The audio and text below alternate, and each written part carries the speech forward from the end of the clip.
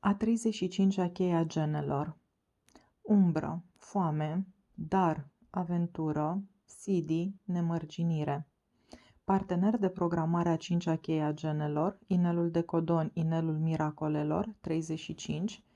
Fiziologie: glanda tiroidă, glandele paratiroide, aminoacid, triptofan. A 35-a umbră: foamea, foamea speciei. Toate ființele umane poartă în ele o foame perpetuă născută. Această foame se manifestă la multe niveluri din interiorul nostru și este cauzată de reacțiile chimice generate de reflexia umbrei a 35-a prin ADN. A 35-a hexagramă din I Ching poartă numele de progres, ceea ce se potrivește de minune, deoarece cheia a 35-a guvernează progresul uman sub toate formele ei. La frecvența umbrei, progresul se manifestă sub foamea evoluției exterioare, un exemplu în acest sens fiind revoluția tehnologică recentă. Însă progresul autentic are puțin de a face cu manifestările fizice, fiind asociat în primul rând cu evoluția conștiinței umane. Pe scurt, a 35-a umbră redirecționează progresul real spre exterior, în lumea formelor, sacrificând astfel potențialul acesteia de a transforma structura internă a omenirii. Prin urmare, din cauza acestei umbre, lumea exterioară evoluează pe seama celei interioare. Prin intermediul aminoacidului triptofan, a 35-a cheie este asociată cu secreția de serotonină din organism. Serotonina este binecunoscută drept o substanță care induce stări de sațietate și de satisfacție profundă. Sub influența frecvenței umbrei, care străbate acest codon, producția de serotonină din organism este blocată, lăsându-ne pradă unei senzații perpetue de foame. Neliniștea profundă din corpul nostru ne face să căutăm în lumea exterioară ceva care să ne potolească această foame genetică. Senzația de foame guvernează toate experiențele umane, de la droguri, mâncare și sex, lucruri care măresc nivelul de serotonină pe termen scurt, până la afaceri, religii, știință și chiar război. Însă oricât ai încercat să-ți potolești foamea în lumea exterioară, niciodată nu va fi de ajuns. Soarta noastră este pecetluită de această umbră, deoarece niciun fel de sprijin sau metodă exterioară nu poate înlocui echilibrul chimic natural al propriului organism. Partenerul umbrei a 35-a este umbra a 5-a, nerăbdarea, care acționează împreună cu foamea, îndepărtându-ne de ritmul interior firesc al vieții. Însăși nerăbdarea noastră ne alimentează foamea, iar, la rândul ei, foamea alimentează nerăbdarea, o binecunoscută buclă de feedback biologic care ne ține captivi la frecvența umbrei. Toate progresele umane exterioare, mai ales în vremurile moderne, își au originea în a 35-a umbră. Suntem o specie înfometată și neîmplinită. Nu știm ce vrem, dar vrem totul acum. Este important să înțelegem că acest val perpetu de foame al ființelor umane nu reprezintă o funcție individuală a alcătuirii noastre genetice. Este o caracteristică a întregii specii umane care ne îndeamnă să explorăm și să cucerim lumea din jur, fără să ne gândim de altfel la consecințe. Așa este omenirea în ziua de azi. Când îți este foame cu adevărat, nu te gândești ce consecințe are faptul de a mânca. Pur și simplu ești posedat de nevoia de a te sătura. Unul dintre principalele aspecte distructive ale umbrei a 35-a iese la iveală de fiecare dată când ne potolim foamea pentru moment. După ce ne-am săturat, începem treptat să ne simțim din nou flămânzi și ciclul se reia. Chiar în această etapă facem cea mai mare greșeală, fie ne atașăm de mijloace externe de împlinire și pătrundere într-un ciclu al dependenței, fie dăm vina pe mijloacele externe, deseori pe o persoană, pentru că nu ne satisfac foamea și căutăm altceva sau pe altcineva. Acest tipar fundamental al dezamăgirii și învinovățirii împiedică spiritul uman să găsească pacea durabilă. Tendința distructivă menționată mai sus se naște din identificarea cu obiectul sau persoana care ne permite împlinirea. Dacă devii dependent de el sau ea, Distrugi o parte din tine deoarece încetezi să mai crești. Dacă dai vina pe ceva sau pe altcineva pentru dezamăgirea ta, ai tendința să îl distrugi, fie că e vorba despre o persoană, o religie sau un drog. Este fascinant faptul că o mare parte din societatea modernă, cu punctele ei bune și rele, a fost creată ca urmare a unui dezechilibru chimic fundamental din creierul uman. Totul se întâmplă dintr-un motiv. Știința modernă chiar a descoperit că un nivel redus de serotonină în organism conduce la depresie și la pofte. Însă oamenii de știință nu înțeleg că aproape toate ființele umane au niveluri reduse de serotonină, deoarece standardul la care se raportează ei este de fapt frecvența umbrei. Marea dilemă a celei de-a 35-a umbre este că orice încercare de a-ți mări nivelul de serotonină din exterior sporește foamea. De pildă, dacă iei o pastilă care mărește producția de serotonină pentru scurt timp, simți cum este să trăiești la frecvențele mai înalte, dar o asemenea experiență te face să fii și mai flământ, ceea ce dă naștere la diverse alte probleme. Singurul mod de a rezolva dezechilibru chimic fundamental al cheii a 35-a este să părăsim frecvența umbrei. Asta înseamnă că mai întâi trebuie să înțelegem dilema noastră chimică și apoi să o înfruntăm cu toate fibrele ființei noastre. Conștientizarea problemelor ne ajută să scăpăm de strâmsoarea umbrei. Trebuie să intrăm atât de profund în foamea noastră genetică încât ai distruge puterea asupra noastră. Această problemă nu poate fi depășită prin disciplină. Trebuie să te cufunzi în ea. Trebuie să înțelegi că nu vei rezolva problema nici dacă te înfometezi, nici dacă te îndopi. Când te confrunți cu propria umanitate și cu senzația de foame, vei înțelege că ești prizonierul ei fără speranță. Vei vedea cât de subtil îți dirigează toate acțiunile. Abia când înțelegi că ești prizonierul acestor reacții chimice, începe să se trezească în tine sentimentul libertății. Nu mai dirigezi energia spre exterior și o readuci în interior. Atunci se produce saltul, are loc o transformare interioară la nivelul înțelegerii, iar marea aventură a cheia 35-a te conduce spre un nou nivel de conștientizare. Caracterul represiv, plictisit. Versiunea represivă a umbrei a 35-a este asociată cu plictiseala. Aceasta apare atunci când foamea profundă din interior este reprimată în inconștient, deoarece se tem de întorsătura pe care ar putea să o ia viața lor dacă ar lăsa foamea să le dicteze direcția. Aceste persoane preferă să găsească metode de a o ține ascunsă. În mod inevitabil, asta dă naștere unui sentiment de plictiseală profundă, deoarece foamea încearcă în permanență să iasă la suprafață și să-i conducă într-o nouă direcție. E posibil ca respectivii să nici nu-și dea seama că sunt plictisiți. E nevoie de o tărie interioară imensă pentru a ține în frâu o asemenea forță genetică, iar de obicei această presiune are drept consecință reducerea considerabilă a vitalității și a dragostei de viață. Chipurile oamenilor își pierd strălucirea, au o privire stinsă, iar viața lor e pustie, lipsită de aventuri. Caracter reactiv, maniac. Natura reactivă a umbrei 35-a este prea ocupată ca să se plictisească. Acești oameni se tem atât de mult că viața lor să nu fie pustie încât o umple mereu cu tot felul de activități. Caută în permanență stimul extern ca să-și potolească foamea, zboară din floare în floare, într-o frenezie pofticioasă. Dau vina pe alții pentru împrejurările în care se găsesc și din această cauză le este foarte greu să-și respecte angajamentele. Încearcă tot felul de lucruri, dar nu reușesc să le îmbine pentru a ajunge la o continuitate. De asemenea, nu dobândesc înțelepciunea în urma diverselor experiențe, deoarece se simt întotdeauna dezamăgiți în așteptările lor. Caracterul lor maniac este dirijat de o nevoie profundă de a scăpa de propriul trecut și a găsi locul, persoana sau situația ideală pentru a le împlini visele. În năzuința lor către această stare, ei pierd lucrul cel mai valoros, adică aventura în sine.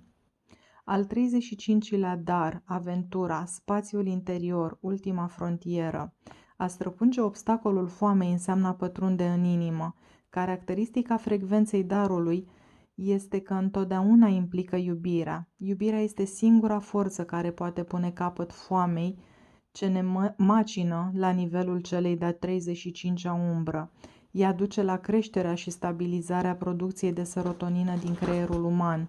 Cu ajutorul ei, energia stocată în această umbră este eliberată în ființa noastră în loc să fie împărtășită în lume. O asemenea implozie de energie permite în sfârșit evoluția ființei interioare, nu doar cea a lumii exterioare. Pentru omenire, progresul înseamnă evoluția conștiinței, iar următorul pas dincolo de conștiința mentală este saltul spre conștiința inimii. De fapt, ceea ce numim inimă își are originea în sistemul complex de ganglionii din plexul solar. Printr-o funcționare superioară a plexului solar putem afla ce este cu adevărat iubirea. Iubirea nu are nimic de a face cu o altă persoană, ci constituie țesutul conjunctiv care unește întreaga creație. Odată ce plexul solar a evoluat către funcționarea sa genetică superioară, proces descris în detaliu în a 55-a cheie, iubirea devine realitatea pe care o trăim în interiorul nostru.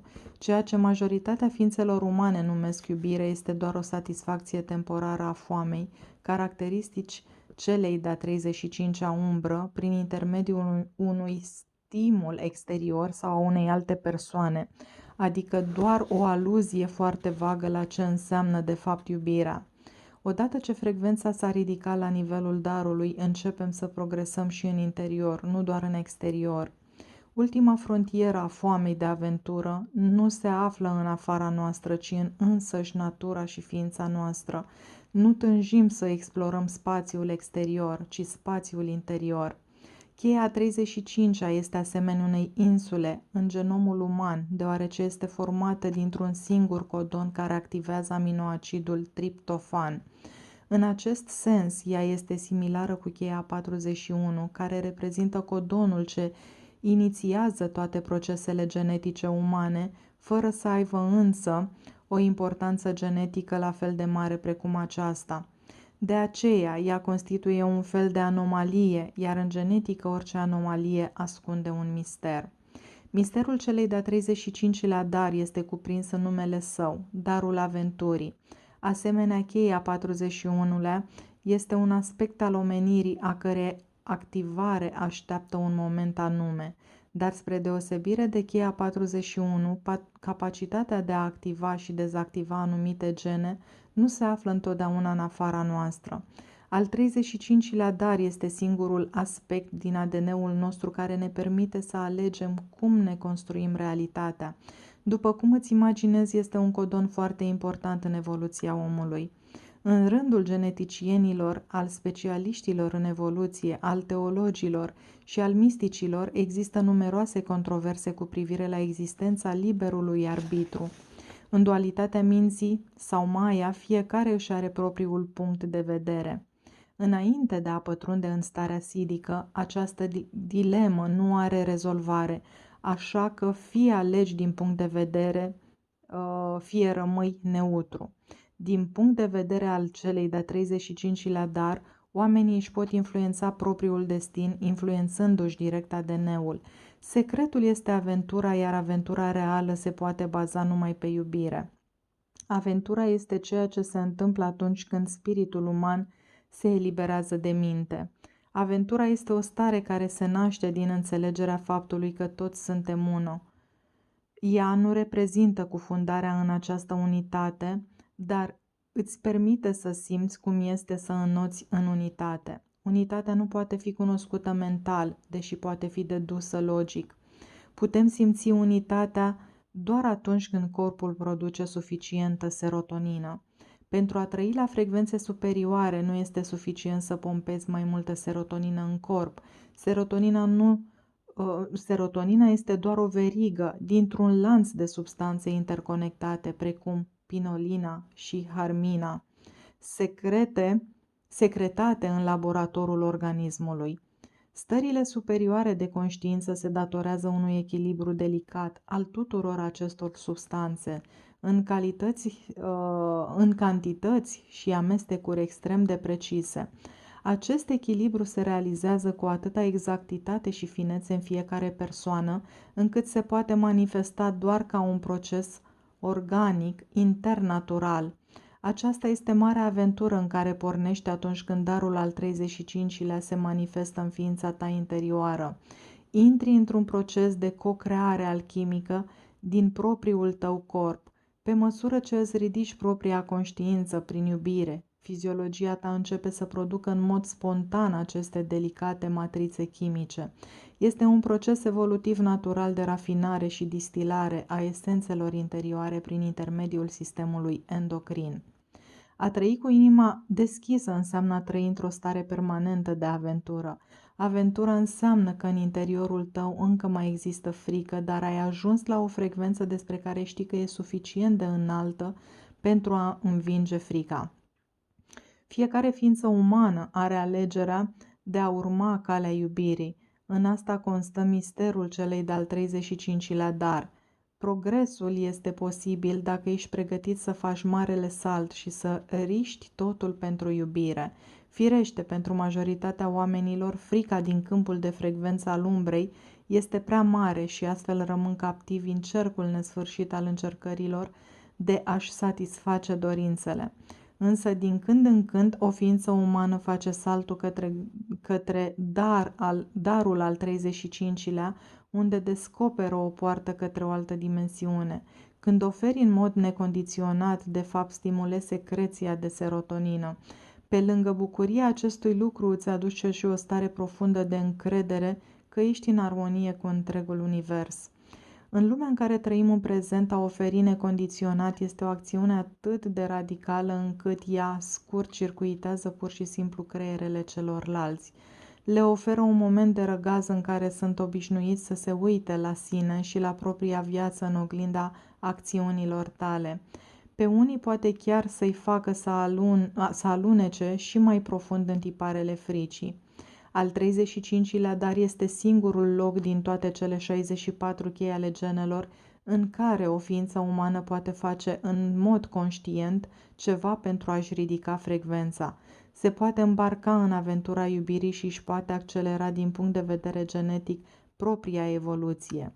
Prin însăși natura sa, acest fapt va avea un impact enorm asupra evoluției umane.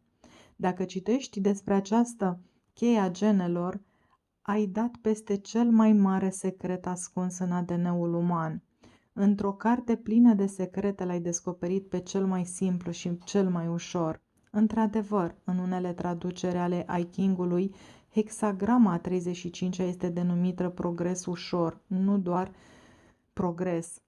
Cea mai simplă și mai rapidă cale de a-ți schimba viața în bine este să dăruiești iubire în mod necondiționat în cât de multe aspecte ale vieții tale îndrăznești să o faci. Dacă te îmbraci în această aventură, vei influența mecanismele subtile ale ADN-ului tău, vei stimula transmiterea unor noi mesaje chimice între gene și vei pătrunde într-o lume cu totul nouă, pe care majoritatea oamenilor o socotesc o lume a fanteziei. Al 35-lea Sidi, nemărginirea, poarta secretă către extaz. Dacă citești toate cele 64 de chei ale genelor, vei începe treptat să înțelegi că în structura ADN-ului uman este înscris un plan evolutiv extraordinar, conform căruia omenirea va ajunge în cele din urmă la transcederea foamei umane. Acest plan magistral, ce pare să aibă propriul ritm ascuns de desfășurare, cuprinde toți indivizii, toate familiile, rasele și genomurile. Cu toate acestea, în cadrul acestui plan genetic, cheia 35-a se remarcă drept o anomalie, ca și cum zeii care au conceput mașinăria ar fi inclus o scurtătură ascunsă prin care orice individ poate ocoli legile sincronizării incorporate în mașină. A 35-a cheie asta este, o poartă ascunsă care conduce la un tărâm vast aflat dincolo de înțelegerea noastră. Ea conduce direct spre centrul celei de-a 35-lea Sidi, nemărginirea. Lucruri interesante în legătură cu această cheie este că dă peste cap toate legile geneticii. Ea permite ființelor umane a-și asuma responsabilitatea propriei evoluții și să păcălească progresul genetic global. Al 35-lea Sidi încalcă legile asemenea darului al 35-lea. Invită ființele umane să-și lărgească într-o asemenea măsură conștiința încât aceasta ajunge să părăsească însăși sfera evoluției. După cum am văzut, al 35-lea dar încă mai conține urme de frică, deoarece frica este cea care face aventura mai palpitantă. La nivelul celui de-al 35-lea Sidi, frica a dispărut, deoarece noi am dispărut, aventura s-a sfârșit. Nemărginirea înseamnă conștiință. Nu putem spune nimic mai mult despre acest Sidi, însă putem vorbi despre el din iluzia minții. Nemărginirea are o putere de atracție uriașă chiar și în calitate de concept. Dacă poți menține conceptul de nemărginire în viața cotidiană, atunci te îndepărtezi în mod automat de frecvențele joase. Foarte puține ființe umane înțeleg conceptul de nemărginire, deoarece acesta are efect de împrăștiere a minții. Te invită să ieși din minte și să pătrunzi în inimă. În realitate, inima este cea care nu cunoaște limite. Iată de ce conștiința este același lucru cu iubirea. Împreună cu perechea sa, al 5-lea Sidi, al atemporalității, al 35-lea Sidi formează arcul infinitului. Viața nu are limite, nu există început și sfârșit. Chiar dacă pe parcursul celor 64 de chei ale genelor vedem că evoluția umană se va încheia într-o zi, viața va continua să evolueze într-o formă în alta, la nesfârșit. Conform perspectivei științifice moderne, astrofizicienii ne spune că putem măsura dimensiunea Universului și că aceasta are o vârstă finită. Prin al 35-lea dar și a 35-lea Sidi din ADN-ul nostru, știm că aceste lucruri sunt adevărate doar pe jumătate, deoarece într-un fel sau altul în profunzimea noastră se află conceptul de infinit. Mintea nu va rezolva niciodată misterele Universului, ale timpului și spațiului, deoarece ea reprezintă doar un aspect infim al acestor mistere. Inima, sau ceea ce unele persoane numesc perechea inimă-minte, este singurul aspect al unei ființe umane care poate dezbate misterul nemărginirii. Și atunci ce ne spune al 35-lea Sidi? Ne spune un singur lucru, acela că iubirea pură, necondiționată, poate încălca toate legile cosmosului. Ori de câte ori gustăm, chiar și numai o picătură din această iubire, totul devine posibil. Deoarece trăim într-o formă și într-o lume unde magia pare imposibilă, tot mai mulți oameni se îndepărtează de adevărul conform căruia în univers orice este posibil. Când nemărginirea se manifestă în lume, ea permite conștiinței să pătrundă direct până la esență, ceea ce încalcă legile materiei. O ființă ajunsă la acest nivel sidic reprezintă un fel de scurtătură a evoluției însăși, iar în preajma ei, multe persoane pot trăi miracole și treziri extraordinare. În calitatea sa de unică inimă a inelului miracolelor, al 35-lea Sidi aduce miracolul în lume. Deschide tot felul de posibilități celor care permit minților să devină asemenea celui a unui copil. Pentru un copil totul este posibil. Aceasta este starea de nemărginire. Pentru a activa fluxurile de miracole trebuie să te eliberezi de credințe și de limitări impuse de minte, de lume și de oamenii din jur. Al 35-lea Sidi înlătură toate granițele și limitele stabilite de minte.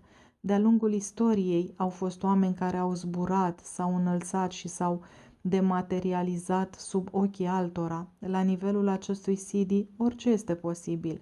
Dintre toate cele 64 de Sidi, poate cu excepția celei de-a 60-a și al 35-lea Sidi, are un singur scop, să încalce legile formei și să manifeste miracole astfel încât oamenii să-și extindă conștiința și să-și deschidă inimile către un mod de a fi mai vast.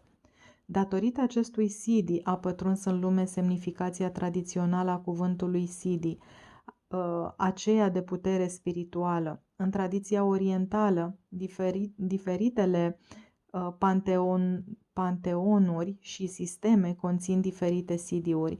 Acestea sunt văzute în general drept distrageri pe calea eliberării, dar în cazul celui de-al 35-lea CD, ele constituie o manifestare firească a eliberării însăși care se naște din această stare, nu o precedă. Simplu fapt de a te afla în prezența unui miracol real înseamnă a deschide ochii către un orizont complet nou.